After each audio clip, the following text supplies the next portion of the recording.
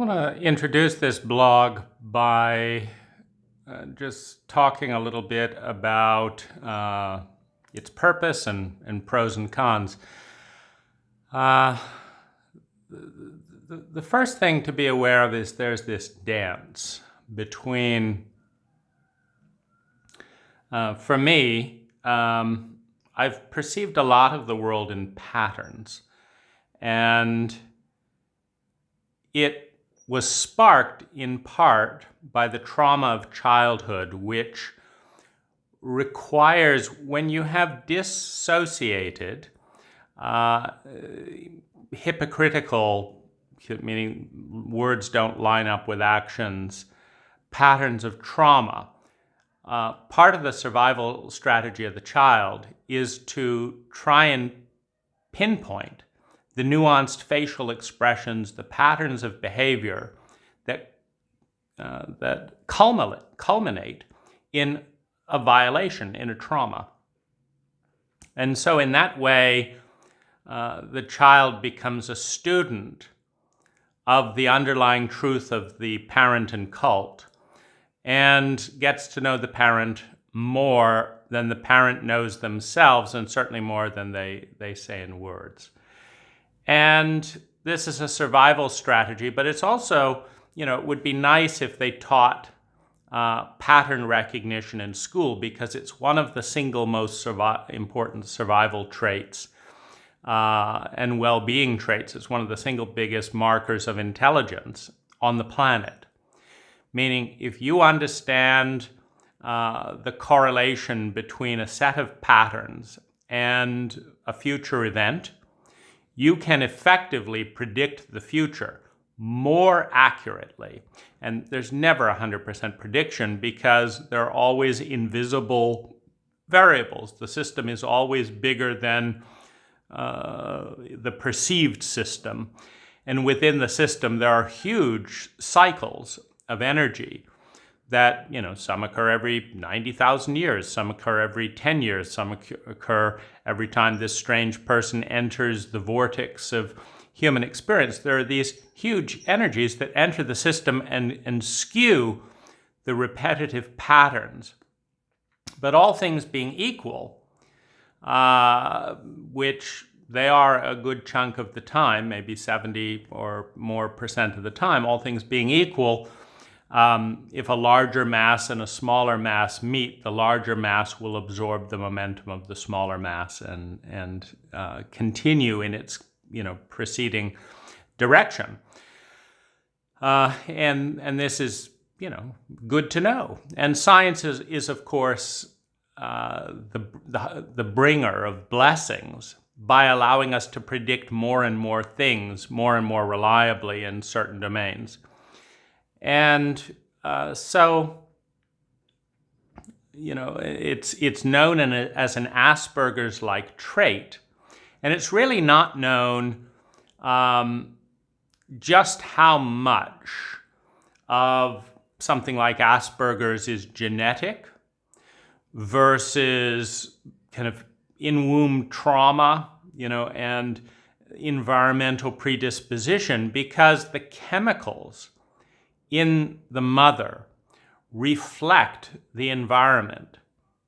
Meaning, if you have a mother in fear, that fear, unmitigated, speaks to a sociopathic environment that is capable of frightening mothers, but not resolving the fear. So that's a chemical culture. That is a culture. And if you know anything about cultures, different things grow in different cultures. So you make an acid culture, for example, and certain things will grow in the acid culture that will die in an alkaline culture, et cetera, et cetera. And so the womb is a culture. It's an emotional culture, a biological culture, a chemical culture, a mental culture, a physiological culture, in which the environment that is outside is transmitted to the embryo to let it know the world it's coming into. And we are an adaptive species that adapts to survive, to feel secure in that survival, have love and belonging, develop self-esteem, develop our unique gifts, integrate and bring those into the world, harvest and celebrate the abundance that comes from that integration, and then seek to be a part of something bigger than the self, to return to that large field of the unknown that surrounds the human condition before birth and after birth. There are no closed systems. Energy comes into a system, water enters a creek bed, moves along, and then makes its way into the ground, into the ocean, into a larger system. That's how nature works. That's how energy works. It's impossible to find the edge of a system because this fingernail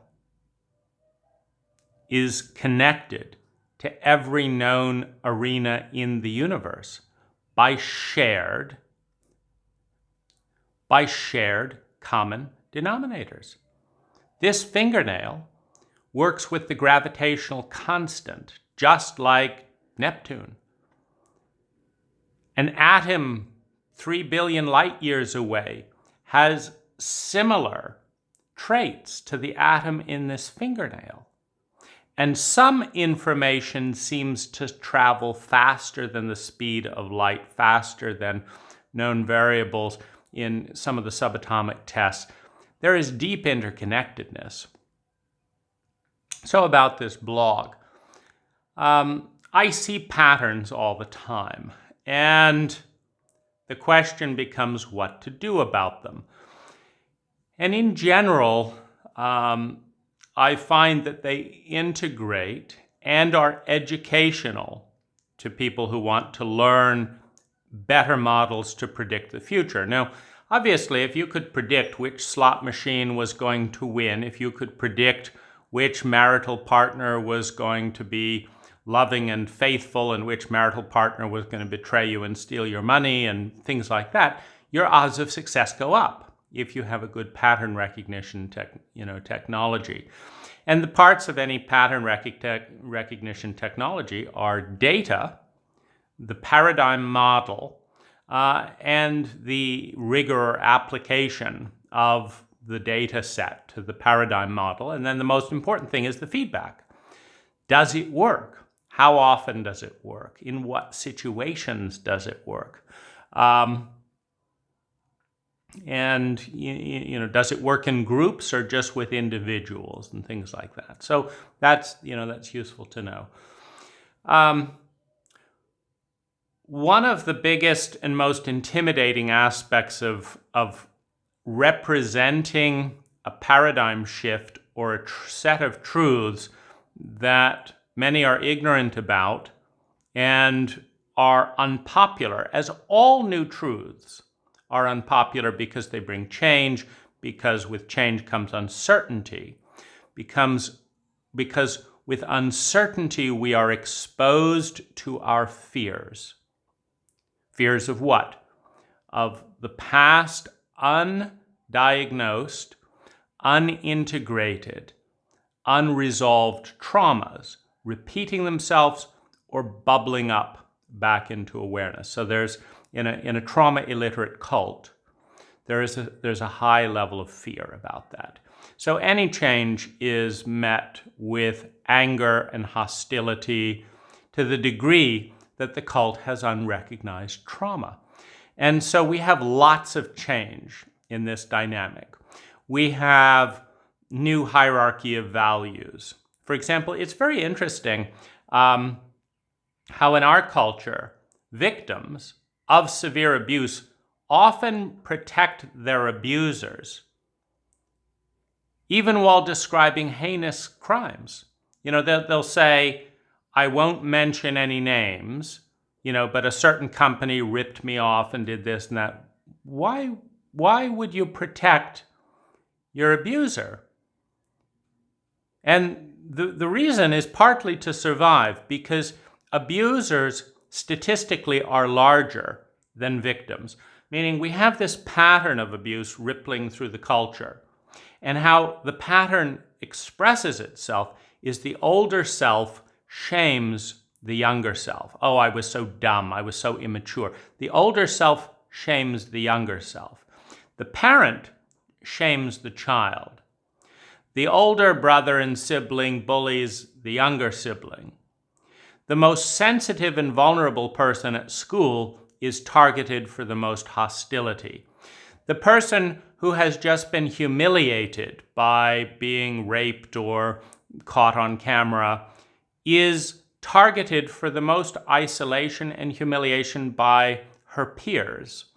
The child who's just got a C- and feels terrible at school goes home to be berated by their family. The banks won't loan money to people who need money, only to people who don't. And so the bullies and the abuser rarely picks. I mean, an abuser, like, so you're dad and you're pissed off because, your wife won't have sex with you. So you could go up and down the street, calling out, "Who's going to have sex with me? I'm a frustrated man," and get some adults. But no, why should we pick an adult when we've got a 6-year-old child available, who we can bribe into silence? So governments. The United States is a massive bully in any number of political domains around the world. Massive bully. And we don't like dealing with this, and we don't like dealing with the bullying of parents, and we don't like dealing with any number of things like this.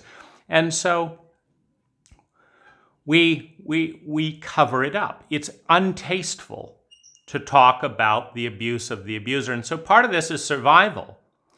How do you survive and feel secure in your survival and have love and belonging if the people who abuse you are always bigger in scale and they threaten you in your needs, meaning your love and belonging goes down if you talk about the abuse?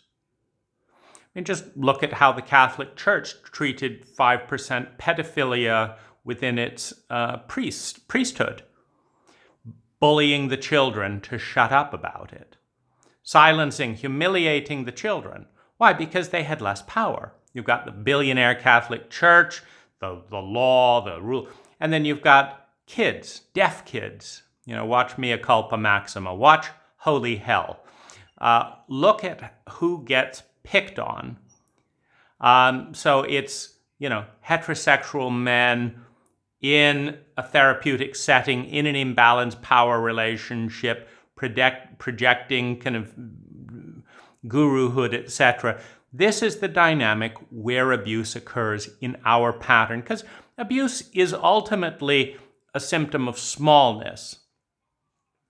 I feel really powerless and small, and so I'm going to abuse you. It's not really fun to abuse someone if you're very powerful.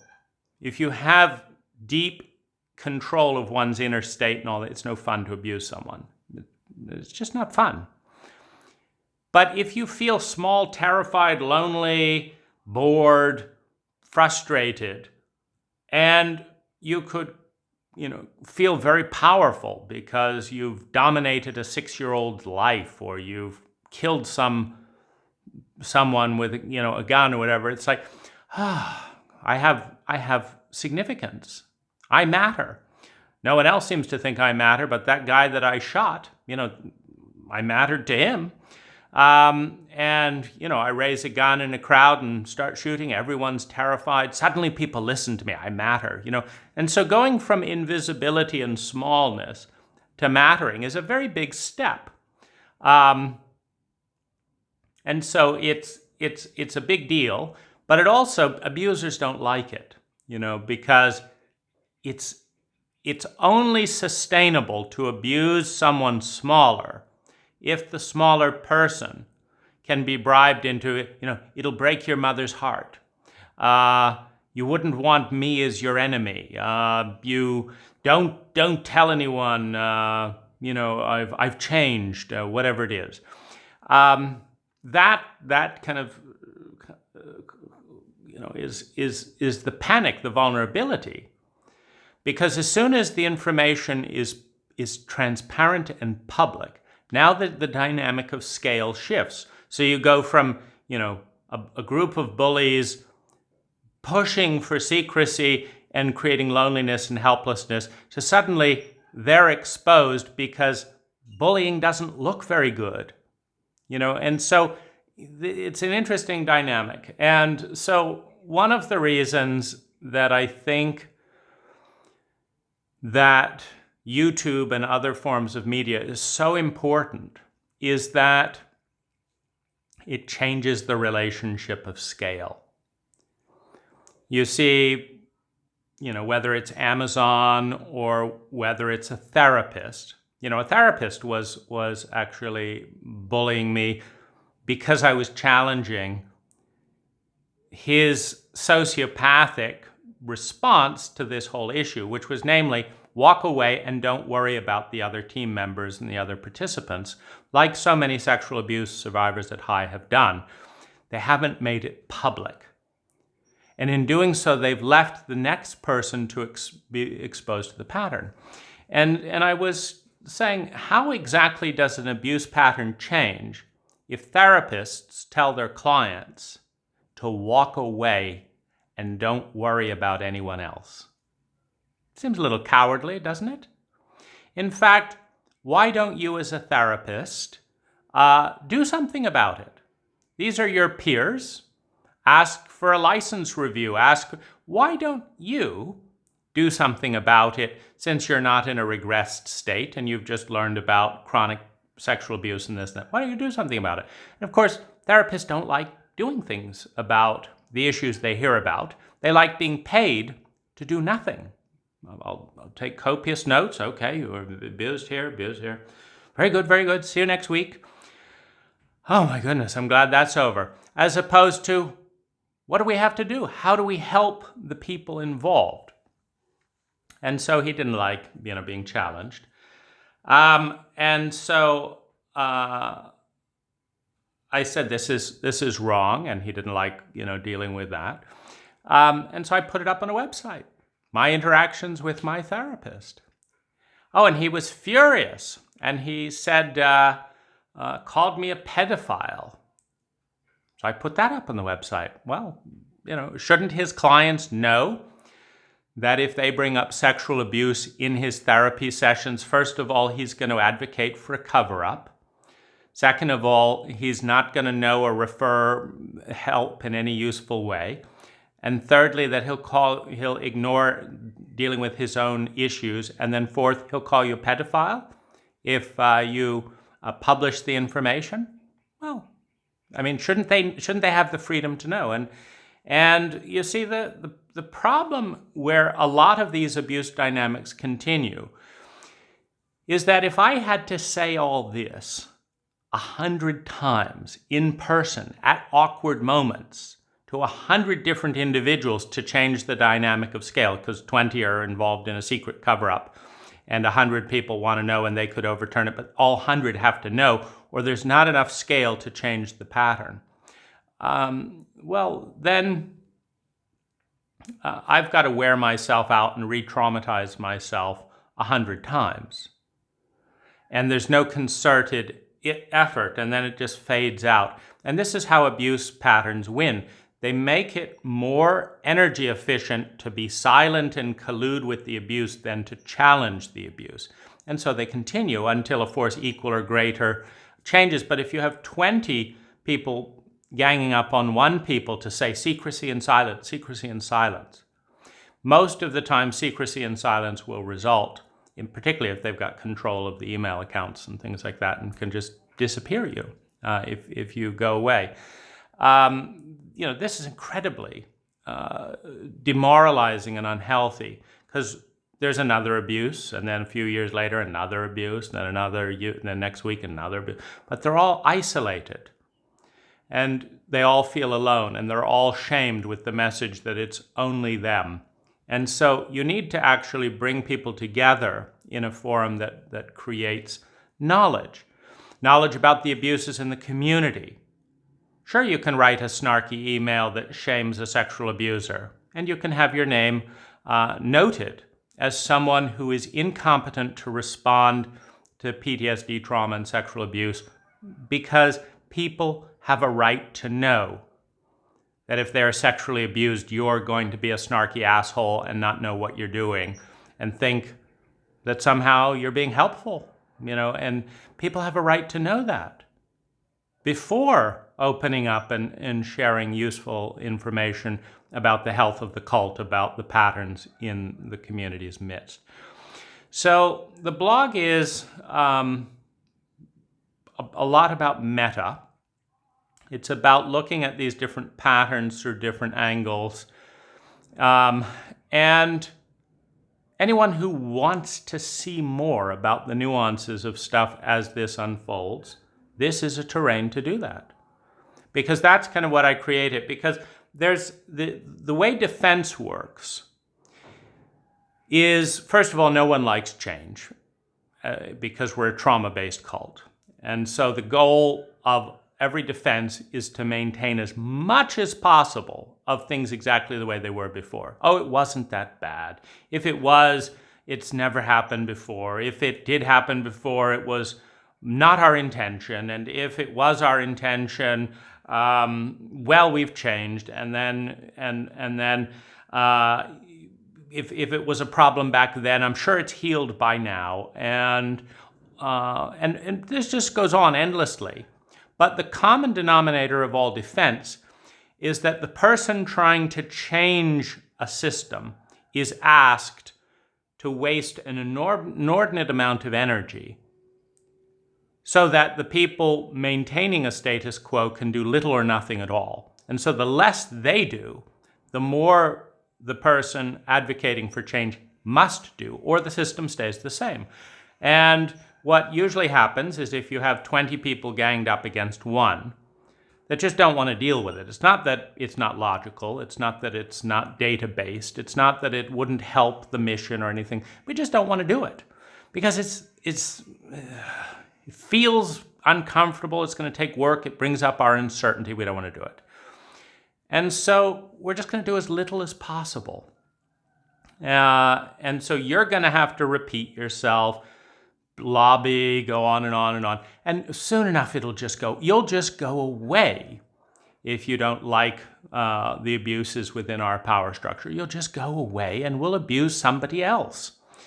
And this is how systems maintain, corruption. I mean, you think my parents stopped abusing my younger siblings when I left home? Of course not. It was just easier because now Dane wasn't talking up about it, and it's like, my siblings had a different rather than an argumentative, bring it up, discuss it attitude.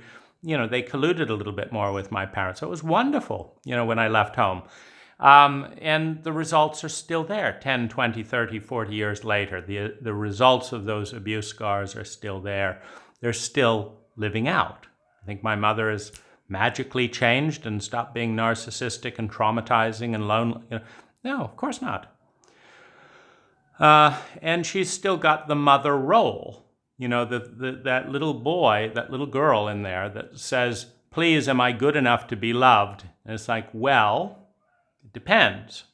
If you lie about this and pretend this never happened and this, then we'll pretend to love you.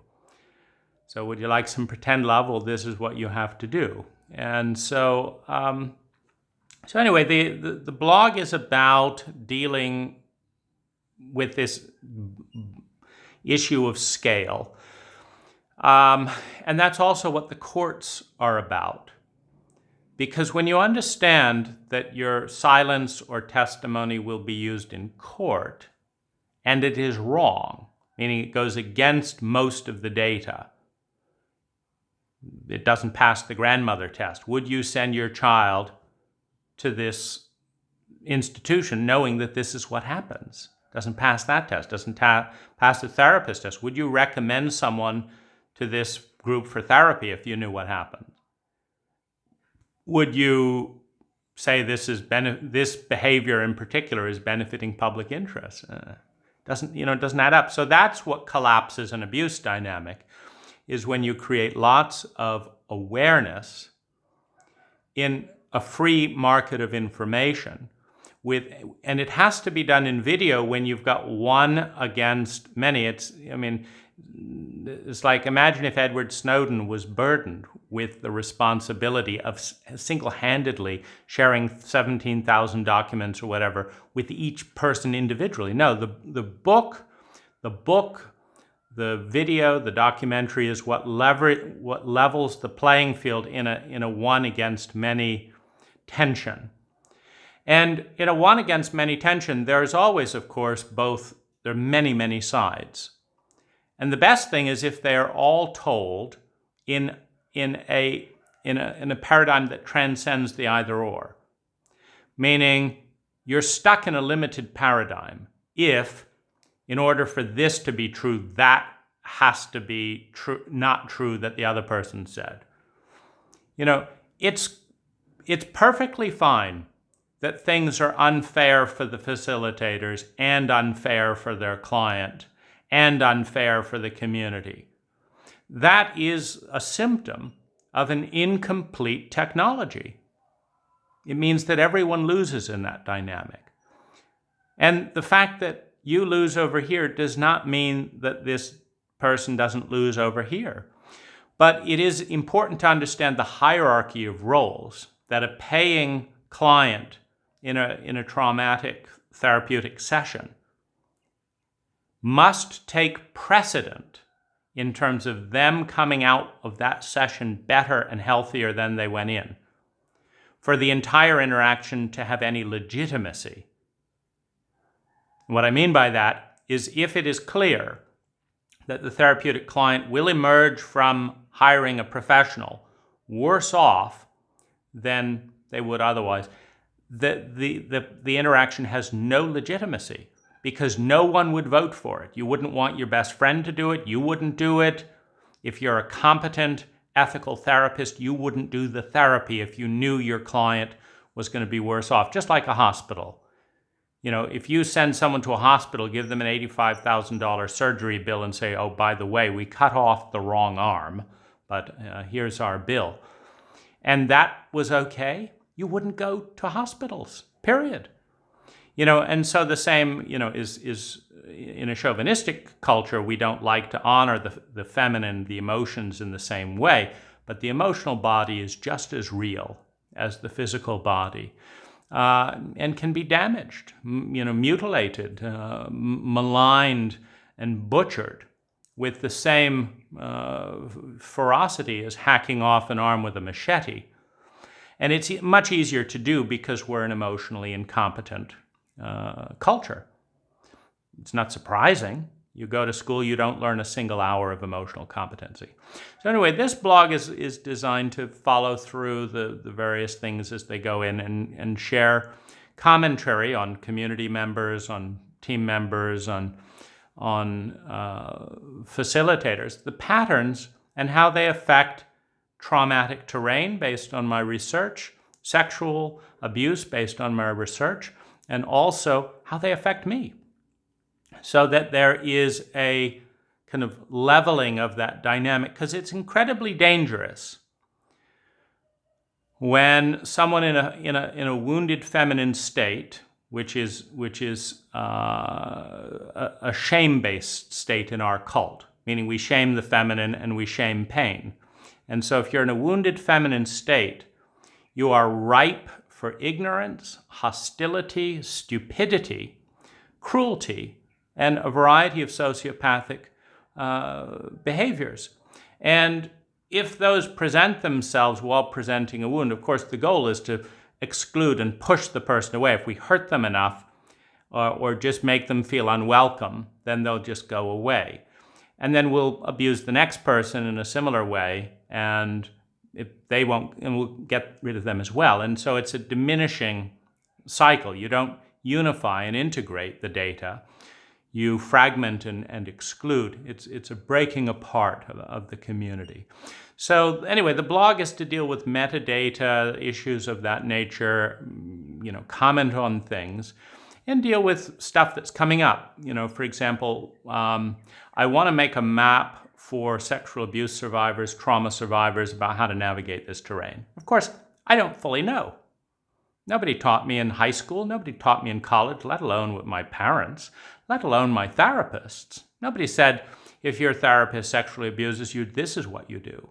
And you do it like this. No, nobody taught a goddamn thing. So we're in virginal terrain. So what works and what doesn't work? I don't know, and that's part of the anxiety, part of the trauma, is I don't know. So we have to figure stuff out, and we have to have feedback loops. We have to share the data. What works, and what doesn't work, and why. And we see the result. And the goal is that the next person doesn't have to guess all that much all the time, that they can do it a little differently. And so that's the goal, and this blog is a small part of that venture.